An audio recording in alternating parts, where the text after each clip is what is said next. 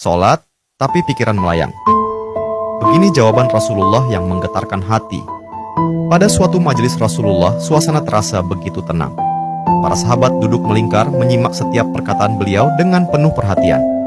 Namun, di antara mereka, ada seorang sahabat yang tampak gelisah. Jemarinya saling menggenggam, matanya menunduk, dan napasnya terasa berat.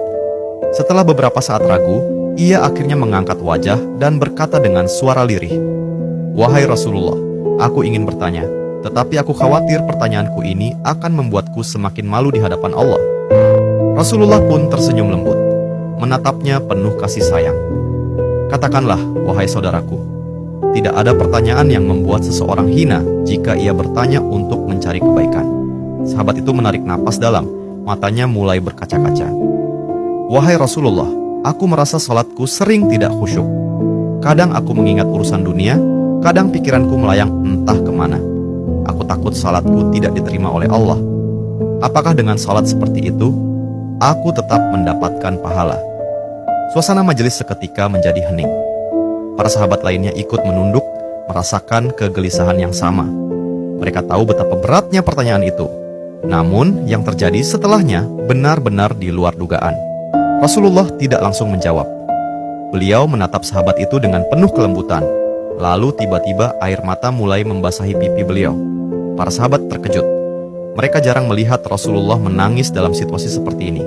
Dengan suara bergetar, beliau berkata, "Demi zat yang jiwaku berada di tangannya, sungguh setan tidak akan pernah berhenti berusaha mencuri bagian dari sholat seorang hamba hingga ia teralihkan. Tetapi ketahuilah, Allah tetap melihat usahamu." Rasulullah menarik napas dalam, lalu melanjutkan, "Wahai saudaraku, jika engkau meninggalkan salat hanya karena takut tidak khusyuk, maka setan akan menang. Tetapi jika engkau tetap berusaha salat meski pikiranmu teralihkan, ketahuilah bahwa setiap kali engkau berusaha kembali kepada Allah dalam salatmu, saat itulah Allah menyambutmu." Mendengar itu, sahabat tersebut tak mampu menahan tangis. Begitu pula para sahabat lainnya.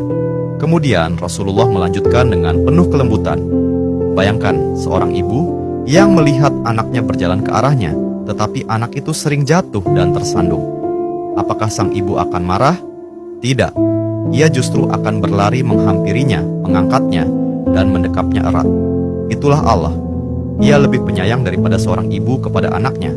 Selama engkau terus kembali, Allah akan selalu menerimamu." Air mata mengalir di pipi sahabat itu. Kata-kata Rasulullah begitu menusuk hatinya. Sejak hari itu, ia tidak lagi putus asa dalam sholatnya. Ia tetap berusaha khusyuk, dan setiap kali pikirannya melayang, ia mengingat nasihat Rasulullah. "Setiap kali engkau berusaha kembali, saat itulah Allah menyambutmu." Jangan pernah berhenti.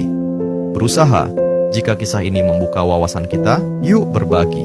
Biar banyak yang tercerahkan. Setiap satu kebaikan dibalas Allah 10 kali kebaikan. Barokallah forever. Amin ya Rabbal Alamin ya Mujibas Sailin.